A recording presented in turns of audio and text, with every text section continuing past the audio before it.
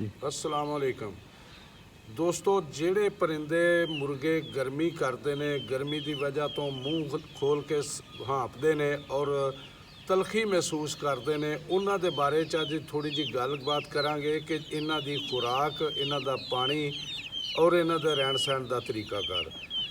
काफ़ी दोस्तों ने असी पहला भी थोड़ा थोड़ा दसद्या रहीदा, लेकिन उसके बावजूद भी दोस्त फिर मैसेज दोबारा कर देंगे ने जी गर्मी बहुत ज़्यादा, तो गर्मी तो वाकई पै रही है।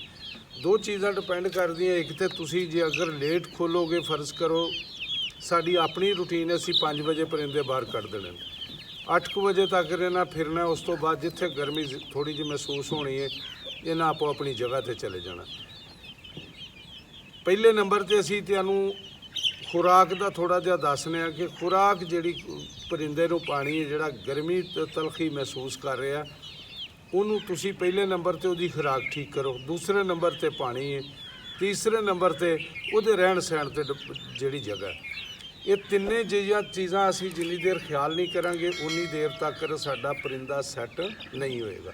सब तो पहला एक जिहड़ी खुराक दसनी है वो पूरी वेक सुननी भी है, करनी भी है, तो इंशाअल्लाह अल्लाह की रहमत नाल उहदे दो फायदे होणगे। एक तो मुर्गा सेहत ज़्यादा बनाएगा, वेट भी बनाएगा, अपना गर्मी की वजह तो वेट लूज नहीं करेगा। हर घर दे विच शाम नूं रोटी पकदी है, रोटी जिहड़ी बचदी है वो तुसीं महफूज कर लो। असीं उहनूं पंजाबी चाहते हैं सुबह के बासी रोटी, बही रोटी, वो बही रोटी ला लो। अगर तुहाडे कोल मौजूद है, मयसर है, जे आराम नाल मिल सकदा तो फिर वो भेड़ का दुध लेना। अगर भेड़ का दुध तुसी लोगे उहदे विच वो रोटी उन्ना की दुध पा दो जिन्नी क रोटी भेजे। रोटी भेजो अपने 2 परिंदे ने 4 परिंदे ने, उस हिसाब नाल तुसी उन्हां दी मकदार भी इन्नी क रोटी परिंदा खांदा, उस हिसाब नाल तुसी अगे चलना। अगर भेड़ का दुध तुहानूं बासानी मिलता फिर तुसी भेड़ के दुध दे विच रोटी पियाणी है, तो इंशाअल्लाह ताला तुसी उहदा रिजल्ट चैक करना कि एक तो परिंदा वेट अपना किस तरह रखता, दूसरा चेहरा लाल रहेगा, तीसरा यह जिहड़ी तुसी तलखी दसदे हो परिंदा गर्मी महसूस करदा, अल्लाह के हुक्म नाल बिल्कुल ही नहीं ये करेगा। जिहड़े दोस्तां नूं दुध ये दूसरा मिलदा, भेड़ का नहीं मिलता, दूसरा लैके उहदे च भे के वो अपने परिंदिਆਂ नूं पाओ। पहले नंबर ते खुराक ये वे, रोटी कोशिश 100% जिहड़ी रात की रोटी बची होए वो लैनी है, नहीं बची स्पैशल पकानी पैंदी है। 1-2 रोटी अपने परिंदे के हिसाब नाल जिन्नी को खांदे ने उन्नियां उस हिसाब नाल 2 रोटियां 3 रोटियां तुसी लै लो। सुबह उही रोटियां दुध दे विच भे के कुछ दिन पाओ, इंशाअल्लाह ताला उहदा 100% रिजल्ट आएगा। उस तो अगे रह गई पानी। दिन दे विच कोशिश करो एक टाइम जिहड़ा पानी पाना उहदे च तुसी अगर 1 लीटर पानी परिंदिਆਂ ਨੂੰ पाया तो उहदे च 1-2 चम्मच, 1 चम्मच भी ग्लूकोज का तुसी डेली का इस्तेमाल करोगे तो इंशाअल्लाह ताला तुसी उहदा इन्हां दोवां चीज़ां दे रिजल्ट वेखोगे कि रिजल्ट की ने। दोवें चीज़ां ही नॉर्मल ने, दोवें चीज़ां देसी ने, कोई नुकसान वाली चीज़ नहीं ये, लेकिन इसका रिजल्ट बहुत है। तुहाडा परिंदा टस तो मस नहीं होएगा, उन्होंने ये नहीं पता होएगा गर्मी है कि सर्दी है। नॉर्मल मौसम के विच जिवें परिंदे रहिंदे ने बिल्कुल उस तरह रहेगा। उस तो अगे 2 चीज़ां असीं तुहानूं दस दित्तियां, दाना भी और पानी भी। खुराक जिहड़ी सी ये भी और पानी भी जिहड़ा ग्लूकोज वाला वो भी। तीसरी चीज़ आ गई कि परिंदे का रहन सहन।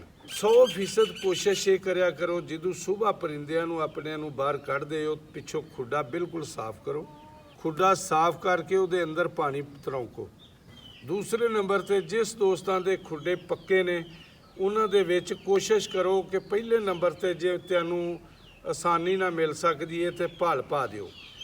पिंडां दे विच साडे जिहड़ा भल आम समझ जाते हैं, जिहड़े कोई शौकीन भरा पिंडां दे रहण वाले ने उन्हां नूं भल दा पता कि भल हुंदी की है। जिहड़े दोस्त शहरां दे विच रह के शौक करते हैं उन्हां नूं अक्सर भल दे बारे च नहीं पता। भल तुसी अक्सर वेख्या होना कि जदों कोई भी अपना घास वगैरह लगाते हैं शहर दे विच ਉਹ ਪਹਿਲਾਂ ਥੱਲੇ ਮਿੱਟੀ ਸਟਾਉਂਦੇ ਨੇ, ਮਿੱਟੀ ਦੇ ਉੱਤੇ ਕੱਸੂ ਸਟਾਉਂਦੇ ਨੇ, ਉਹਨੂੰ ਆਖ ਦਿੰਦੇ ਨੇ ਕੱਸੂ। ਉਹ ਇੱਕ ਪੋਲੀ ਨਰਮ ਮਿੱਟੀ ਹੁੰਦੀ ਹੈ, ਨਾ ਉਹ ਰੇਤ ਹੁੰਦੀ ਹੈ ਨਾ ਉਹ ਮਿੱਟੀ ਹੁੰਦੀ ਹੈ, ਉਹ ਦਰਮਿਆਨ ਦੇ ਵਿੱਚ ਆ ਜਾਂਦੀ ਹੈ। ਉਹਨੂੰ ਆਮ ਸ਼ਹਿਰਾਂ ਦੇ ਵਿੱਚ ਸਾਡੇ ਦੋਸਤ ਸਾਰੇ ਕੱਸੂ ਬੋਲਦੇ ਨੇ, ਘਾਹ ਲਾਉਣ ਲਈ ਇਸਤੇਮਾਲ ਕਰਦੇ ਨੇ ਤਾਂ ਕਿ ਘਾਹ ਜਲਦੀ ਤੁਰੇ। ਨਰਮ ਹੁੰਦੀ ਹੈ ਮਿੱਟੀ ਉਹ, ਜਦੋਂ ਤੁਸੀਂ ਉਹਦੇ 'ਤੇ ਪਾਣੀ ਛਿੜਕਾਣਾ ਉਹ ਮਿੱਟੀ ਜੰਮਣੀ ਨਹੀਂ, ਨਰਮ ਰਹੇਗੀ। ਅਗਰ ਫਿਰ ਵੀ ਨਹੀਂ ਸਮਝ ਆਉਂਦੀ ਤੇ ਫਿਰ ਅਸੀਂ ਪੰਜਾਬੀ ਦੇ ਵਿੱਚ ਆਸਾਨ ਲਫ਼ਜ਼ਾਂ ਨਾਲ ਤੁਹਾਨੂੰ ਦੱਸੀਏ ਕਿ ਜਿਹੜੇ ਖਾਲ, ਰਜੂਆ, ਨਹਿਰ ਇਹ ਜਦੋਂ ਚੱਲਦੀ ਏ ਇਹ ਪਾਣੀ ਆਪਣੇ ਨਾਲ ਮਿੱਟੀ ਲੈ ਕੇ ਆਉਂਦਾ, ਮਿੱਟੀ ਵਾਲਾ ਪਾਣੀ, ਗਦਰਾ ਪਾਣੀ ਹੁੰਦਾ। ਇਹਦੇ ਪਾਣੀ ਦੇ ਵਿੱਚ ਉਹ ਮਿੱਟੀ ਥੱਲੇ ਬਹਿੰਦੀ ਰਹਿੰਦੀ ਹੈ।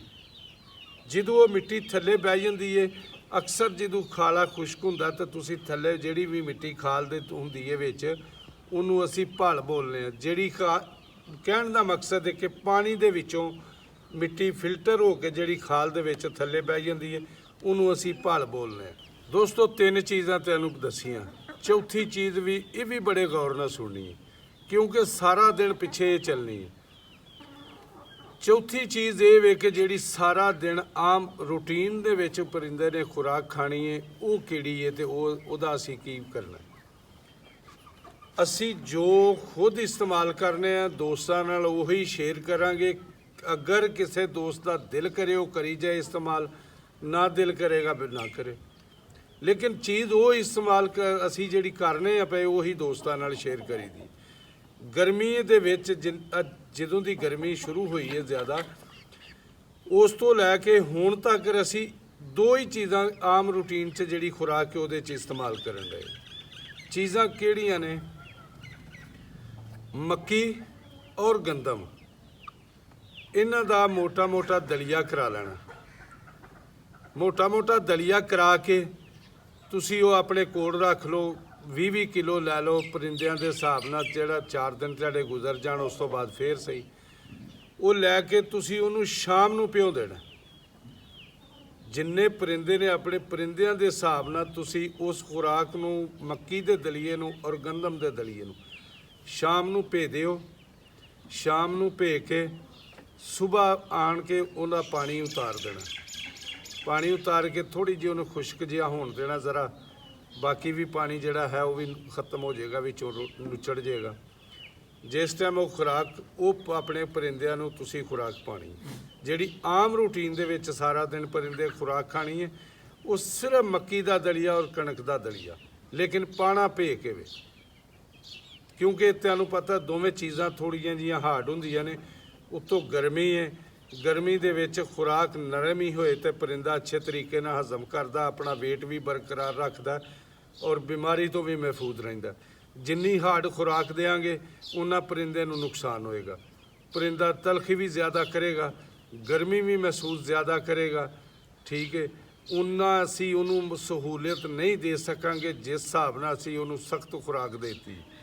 ਇਸ ਵਾਸਤੇ ਖੁਰਾਕ ਕੋਸ਼ਿਸ਼ ਕਰਨੀ ਹੈ ਨਰਮ ਤੋਂ ਨਰਮ ਰਹੇ, ਤੇ ਬਹੁਤੀ ਠੰਡੀ ਖੁਰਾਕ ਵੀ ਦੋਸਤੋ ਜੇ ਅਸੀਂ ਤੁਹਾਨੂੰ ਦਸੀਏ ਕਿ ਬਿਲਕੁਲ ਹੀ ਤੁਹਾਡਾ ਪਰਿੰਦਾ ਏਸੀ ਫਰਿੱਜਾਂ 'ਚ ਲੱਗ ਜਾਏਗਾ ਤੇ ਯਾਰ ਉਹ ਨੁਕਸਾਨ ਵਾਲੀ ਸਾਈਡ ਹੈ। ਜ਼ਿਆਦਾ ਠੰਡਾ ਪਰਿੰਦਾ ਹੋ ਜੇ ਤਾਂ ਵੀ ਪੋਟਾ ਰੋਕ ਦੇਗਾ। ਇਸ ਵਾਸਤੇ ਬਿਲਕੁਲ ਨਾਰਮਲ ਅਸੀਂ ਪਰਿੰਦੇ ਨੂੰ ਰੱਖਣਾ ਔਰ ਅੱਛੀ ਖੁਰਾਕ ਦੇਣੀ ਹੈ ਤਾਂ ਕਿ ਪਰਿੰਦਾ ਸਾਡਾ ਬਿਹਤਰੀ ਵਾਲੀ ਸਾਈਡ 'ਤੇ ਰਹੇ। ਇਹ ਸੀ ਦੋਸਤੋ ਅੱਜ ਦੀ ਵੀਡੀਓ, ਜਿਹਦੇ 'ਚ ਅਸਾਂ ਤੁਹਾਨੂੰ ਪਰਿੰਦੇ ਦਾ ਖੁਰਾਕ, ਪਾਣੀ ਔਰ ਪਰਿੰਦੇ ਦਾ ਰਹਿਣ ਸਹਿਣ ਦੱਸਿਆ ਕਿ ਤੁਸੀਂ ਇਸ ਸਾਈਡ 'ਤੇ ਰਹੋਗੇ ਤਾਂ ਇਨਸ਼ਾਅੱਲਾ ਤੁਹਾਡਾ ਪਰਿੰਦਾ ਵੀ ਮਹਿਫੂਜ਼ ਰਹੇਗਾ ਗਰਮੀ ਤੋਂ ਔਰ ਸਿਹਤਮੰਦ ਵੀ ਰਹੇਗਾ। ਵੀਡੀਓ ਪਸੰਦ ਆਏ ਲਾਈਕ ਸ਼ੇਅਰ ਜ਼ਰੂਰ ਕਰ ਦਿਆ ਕਰੋ ਔਰ ਕਮੈਂਟ 'ਚ ਸਾਨੂੰ ਦੱਸਿਆ ਵੀ ਕਰੋ ਕਿ ਵੀਡੀਓ ਅੱਛੀ ਹੈ ਜਾਂ ਨਹੀਂ, ਜਾਂ ਕੋਈ ਵੀ ਉਹਦੇ 'ਚ ਰੱਦੋ ਬਦਲ ਕਰਨੀ ਹੈ ਜਾਂ ਕੋਈ ਗਲਤੀ ਹੈ ਤੇ ਸਾਨੂੰ ਕਮੈਂਟ ਕਰਕੇ ਲਾਜ਼ਮੀ ਦੱਸ ਦਿਆ ਕਰੋ, ਉਹ ਤੁਹਾਡਾ ਮੁਹੱਬਤ ਪਿਆਰ ਹੋਏਗਾ। ਬਾਕੀ ਸ਼ੇਅਰ ਕਰਨ ਨਾਲ ਕਿਸੇ ਹੋਰ ਦੋਸਤ ਦਾ ਵੀ ਫਾਇਦਾ ਹੋ ਜਾਂਦਾ। ਅਸੀਂ ਤਾਂ ਸਮਝਦੇ ਅੱਛੀ ਗੱਲ ਦੋਸਤਾਂ ਨਾਲ ਸ਼ੇਅਰ ਕਰਦੇ ਰਹੀਏ ਤੇ ਅੱਗੇ ਦੋਸਤ ਆਪਣੇ ਦੋਸਤਾਂ ਨਾਲ ਸ਼ੇਅਰ ਕਰਦੇ ਰਹਿਣ ਤਾਂ ਕਿ ਉਹਨਾਂ ਕਿਸੇ ਵੀ ਦੋਸਤ ਦਾ ਫਾਇਦਾ ਹੋਵੇ। ਬਾਕੀ ਆਪਣਾ ਬਹੁਤ ਖਿਆਲ ਰੱਖਿਓ। ਅੱਲਾ ਹਾਫਿਜ਼।